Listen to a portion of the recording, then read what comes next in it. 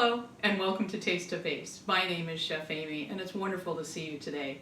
What we're going to be doing today is exploring that beautiful summer garden. We got really excited about summer this year since we're home and being able to do things a little bit differently, and we decided to plant a tomato garden in containers on our back patio. It's worked beautifully and I want to show some of that off. And if I know some of you out there, you're probably a lot like some of my friends who planted zucchini and suddenly find themselves in a glut of zucchini and they're tired of doing it the traditional way. So I wanted to show you some neat ideas today about how to use both those garden specialties since we're in the height of summer, and also give you some tips along the way because various parts of this recipe can be used in different ways. So what do you say we go ahead and get started? Alright, what we're doing today is a roasted heirloom cherry tomato salad with zucchini ribbon and herbed goat cheese. Doesn't that sound exotic? But it's so easy, it's almost too hard to believe. So let's start with what we're going to do with our tomatoes. We're going to roast those tomatoes at 425 degrees, but to do so we need to get them oiled up a little bit because what we want them to do is blister and get soft because it really brings up the sweetness and it's just so yummy. But first, a tip about sheet pans. With sheet pans, we're all guilty of this. We've had them forever, and for some reason it's just that thing on the list that we never go out and replace. So your sheet pan may begin to look a lot like this.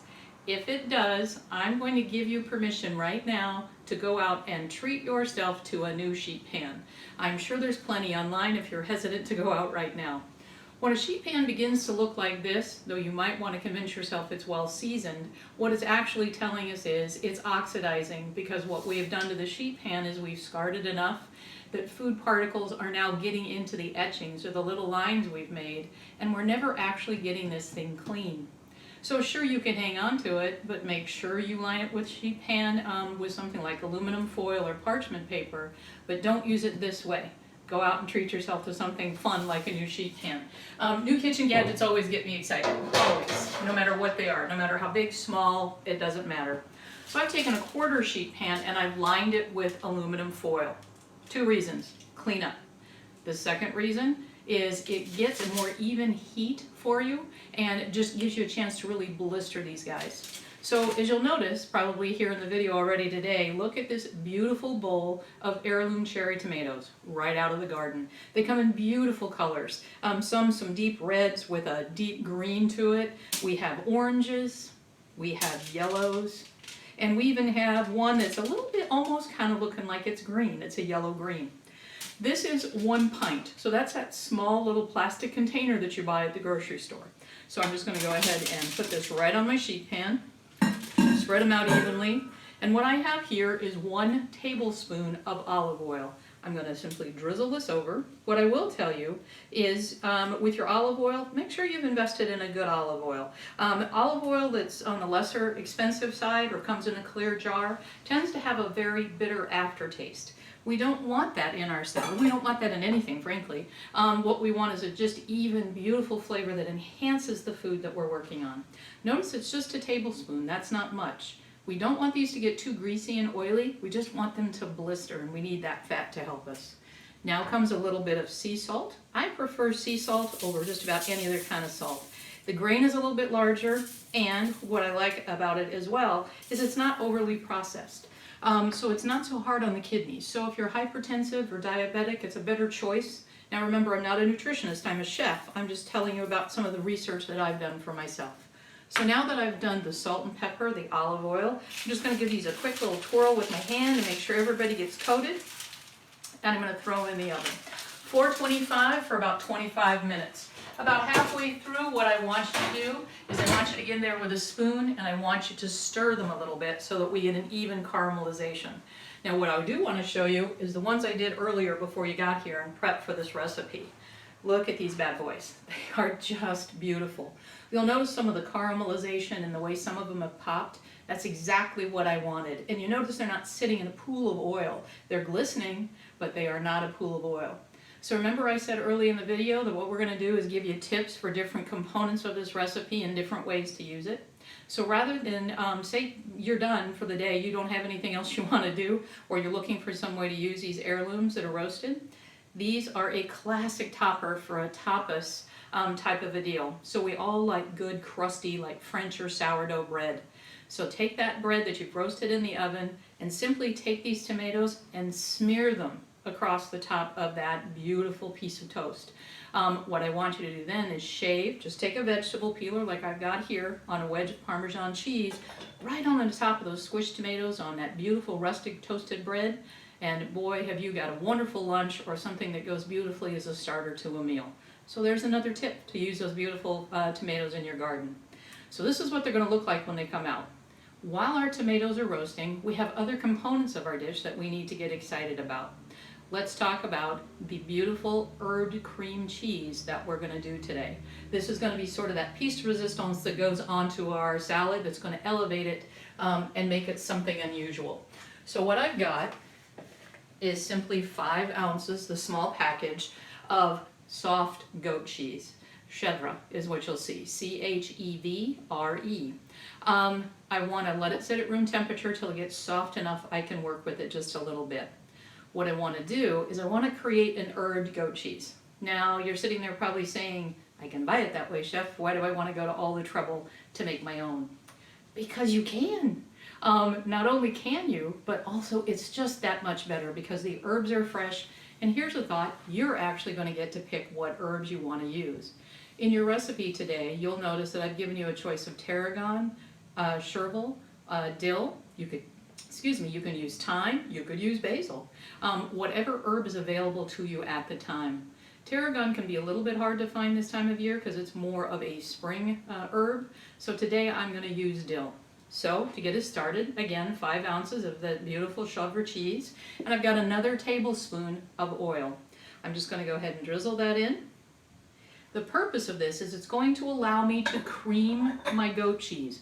Goat cheese is crumbly. It's a dry cheese. And to be able to accomplish our end goal today, I want to be able to do something to soften it and cream it up and give it the thing.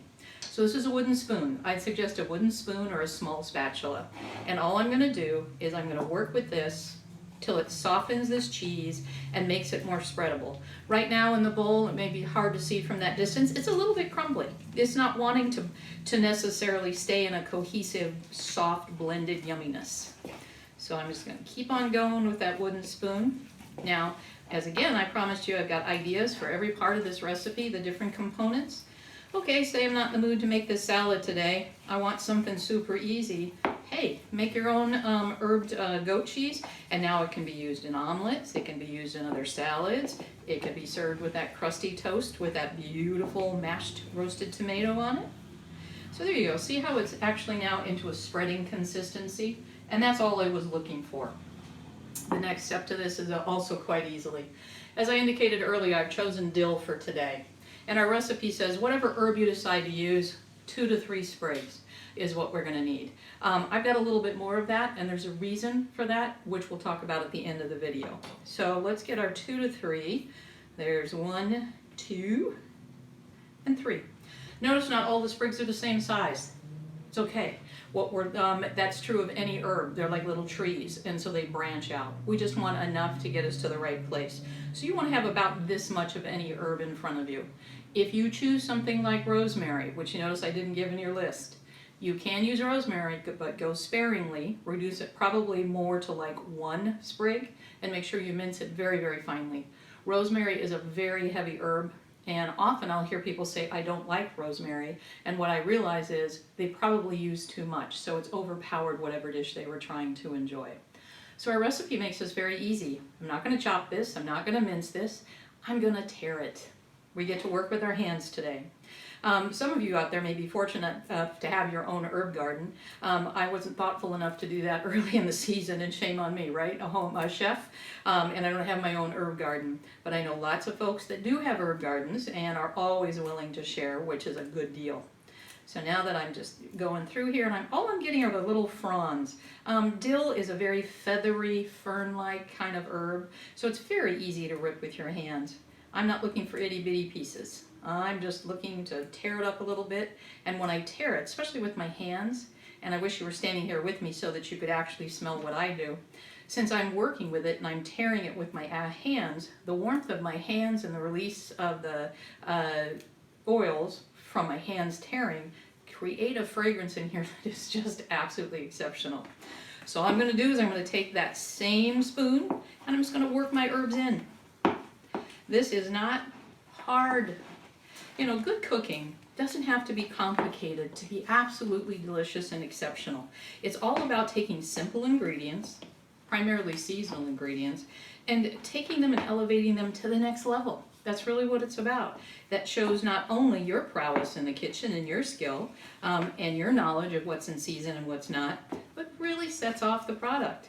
And the other is our diner, the person that we're feeding, tends to be more satiated, which means to be full.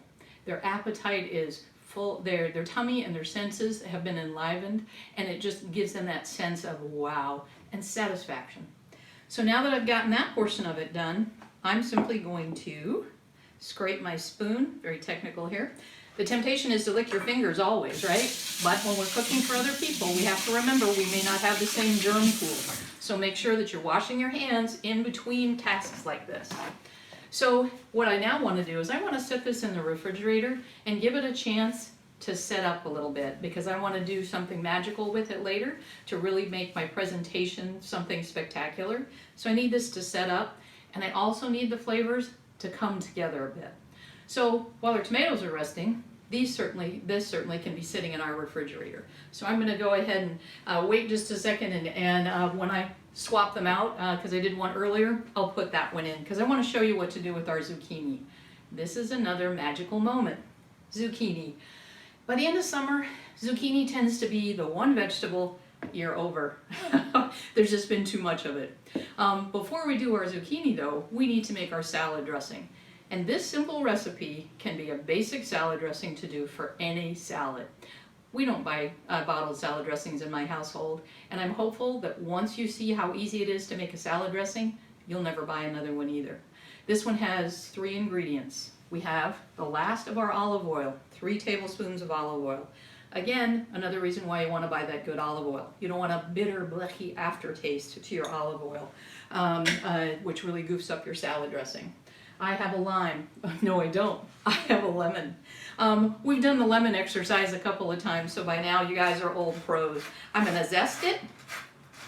And remember, when you're going to zest and you're going to juice, you always zest first, never last, because once you have done a juicing activity to a lemon or a lime or an orange or what have you, it is absolutely impossible to want to zest it again. So as we've seen before, I'm just going to whack that. We're good. I'm going to take my big beautiful kitchen knife, just cut it right in half, and I want the juice of 1 lemon. So in we go.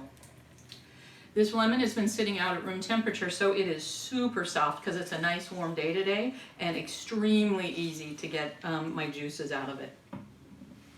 Get the other half, and in we go. All right, couldn't get much easier than that, I would say. Give those hands a nice another little twirl. I use, if you'll notice, when I wipe my hands down, I'm not using a kitchen towel. Good food safety here, especially in a time where we all have to be a little bit more aware of how hygienic we are. A cloth kitchen towel, if you use it again and again, which we all are tempted to do, simply takes and holds all the germs from the last time you wiped your hands. So if you go to all the trouble to rinse your hands or wash your hands, why would you take a dirty towel? That's what these are for. Now, if you're concerned about the environment, as we all are, one of your other options is to have a stack of clean kitchen towels with you, one-time use, and then you got to put them aside and they need to be laundered. So we have our lemon juice, we have our olive oil. Now we're going to salt and pepper. This looks like I'm being overly generous. Not really. Because remember, this is going to coat 4 zucchinis, all those roasted tomatoes, and needs to carry flavor. So a little bit of freshly ground pepper. I ground this before you guys got here because that's a really grating sound to want to listen to. And I have my whisk. And just as quickly, I'm going to whisk this together.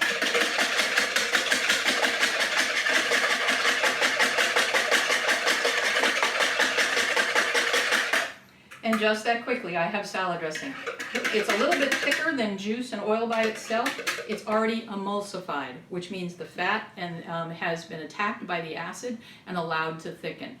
Just that simple. That's how hard it is to make salad dressing. Ta-da! something I know that you can do yourself at home. Now my temptation is to taste this right now. Here's the deal. If I stick my finger in this, I know what my finger tastes like with the dressing on it. I don't know what the zucchini ribbons are going to taste like in it.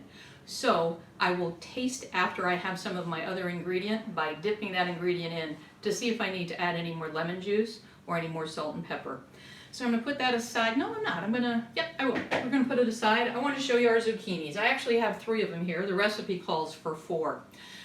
Your average garden zucchini. As I said earlier, by late summer we're all done with zucchini. So this is why this is going to be fun, because we're going to show you how to do it in a different way.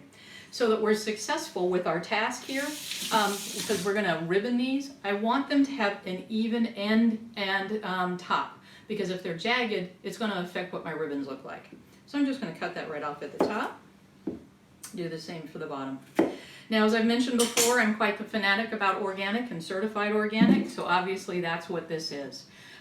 This is one of those cool techniques. We're going to transform the lowly zucchini. Not all of us like zucchini that's in big hunks or big slices, but when you do this, it makes it different. Standard vegetable peeler.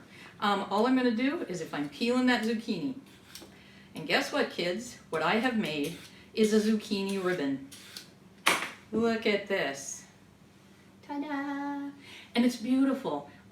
With very little marination in that salad dressing, it's going to soften up, and it's going to be just absolutely the most flavorful thing you can imagine. But it changes the texture when we do this. Now you notice as I'm going, what I'm trying to do is catch a little bit of the edge each time, because that keeps it decorative and absolutely gorgeous. I'm certainly not going to let anything to go to waste in the middle either. So you're going to do this to 4 zucchinis. It's a simple thing to do. If you have little ones in the house, this is a job that you can give to them, something that they would enjoy. And I find that kids will eat vegetables in a more excited manner if I've given them the chance to play with it a little bit, because they've got such pride in the tasks that they just perform. They're just like, I made the salad, look what I can do. And imagine the life skills that you're doing. You're teaching them a little bit of math, a little bit of reading, all kinds of fun things. Now I'm going to keep going a little bit, but ultimately you are going to end up with something that looks like a core. I am not going to waste this. I'm going to put this to the side because this will be great chopped up in an omelet. It'll also, I could use my spiralizer to make zucchini zoodles, which is another fad right now. This is not a fad, this is classic cuisine. So you're going to do that with 4 zucchinis. And as you go, each one you finish, you're just going to plop down into that beautiful marinade. So the next thing that we're going to do is our recipe calls for half of a red onion sliced thinly. Now both the zucchini and the onion can be done on a mandolin, but I decided rather not to do a demo with a mandolin because many of you may not have a mandolin at home. So I want to use tools that you have at home so that it's easy to see how you can do this for yourselves. So I've already sliced this onion in half. Hairy end, which I went right to the middle of, and the top, which comes out of the earth. So that gives me my flat surface because anything round is dangerous in the kitchen, especially when we have a knife in our hand. So I'm going to go ahead and slice the top off of that beautiful onion. I'm going to go ahead and peel back that layer. Now, like I've said before, you'll know how fresh your onions are and your garlic by whether or not they actually leave anything behind. Do they leave a little bit of moisture on your hand? And in this instance, the color of the onion came right off onto my hand. I don't care. I don't. I like playing with food, and so it doesn't bother me at all. So at the moment, you can still see a little bit of it. It'll fade very quickly. So what I'm going to do is I want to get up on my fingertips, and down I'm going to go, and I'm going to cut simple half moons on this half of an onion. Nice and thin. Look at that. I could actually read something through these very tender slices of the onion. I'm not going to go through that whole process because it's something I think you get the hang of. I took the liberty of getting started on this before you all got here so that I had the ability to show you what this is going to look like. So once you've got all that zucchini and the red onion in here together on top of your salad dressing, I want you to give it a toss with your hands. Just get right in there. Look at this. I have just absolutely beautiful ribbons of zucchini that because they've been marinating for about 25 to 30 minutes in my refrigerator, they've softened enough that they no longer taste raw. So I need to get my next ingredient in, which are those beautiful roasted tomatoes that we did previously. So I'm just going to go ahead and spoon those right in. Down this goes. I'm going to use my paws again, and in they're going to go. I'm just fluffing this so that I'm getting zucchini ribbons, and I'm getting my onions, and I'm also getting those beautiful tomatoes.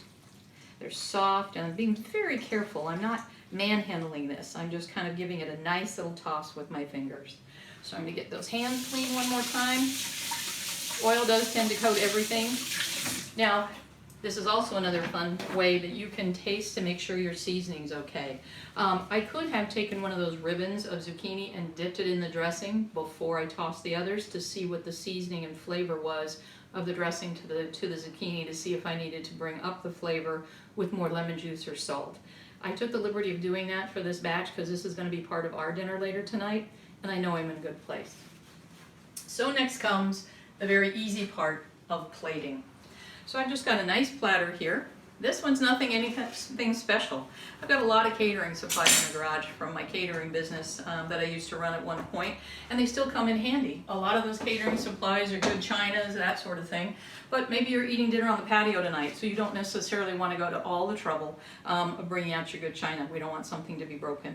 So I'm going to take these beautiful ribbons, and I'm just going to kind of make myself a nice display here, because I don't need to glop it all into one place. I'm looking for summer elegance, something that makes me want to sit down or pull up a chair, or invite the kids in and say, hey honey, is that steak just about done? Which would be a funny statement in my household because I'm the one who does all the cooking. Imagine that as the chef.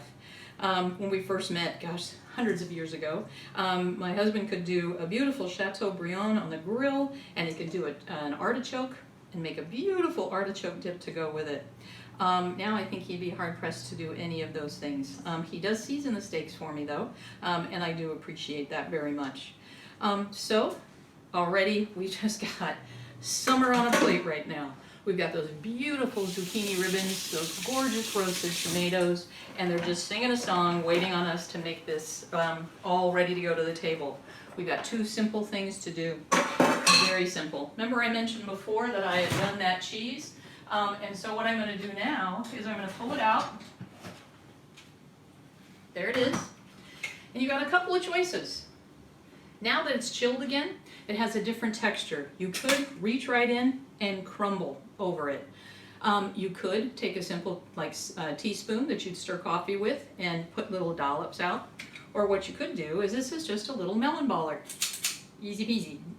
I'm just going to take a scoop, and I'm just going to put little scoops of this all over this to decorate it. It kind of matches the overall shape that I've got on my tomatoes, which is exactly what I'm looking for, because part of the art of food is just that, the art of food. You want it to look thoughtful. You want to bring out the best in food. What you want to do really is say to the people that you're feeding, you got to have some of this. This is just exquisite, and doesn't it look inviting? Now, this would be more than enough to feed 2 people, possibly 3, as a meal, say for lunch. What this will be served as tonight, as I said, is it's going to accompany a grilled flank steak that we're going to be doing tonight. So, I could keep going, but what I want to do is finish the presentation for you. I've saved some of those beautiful dill sprigs, remember, that we talked about earlier? So whether you're using tarragon, or you're using thyme, or dill in this instance, chervil, you can actually use that to decorate. One of the rules of plating is you don't decorate with something that isn't in the dish. So in other words, since I've used dill, I wouldn't use rosemary to decorate this. Even though I like the color of rosemary, which is basically what the color of the dill is doing for me, I don't want to fool my diner. What if somebody's allergic to rosemary and they'll look at the whole dish and say, I can't touch that? So this tells people right away what's in the dish. Okay, I'm going to look at this. I could keep going, but it would just overdo it, I think. So what I would like to do is present to you this. Look at this. Isn't this absolutely gorgeous?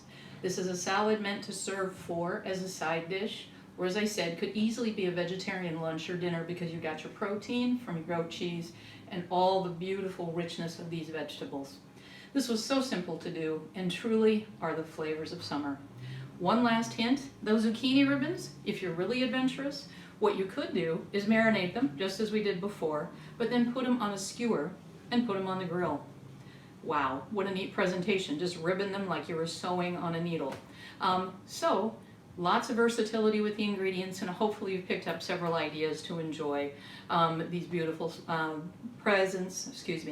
to enjoy these beautiful gifts of summer from your garden.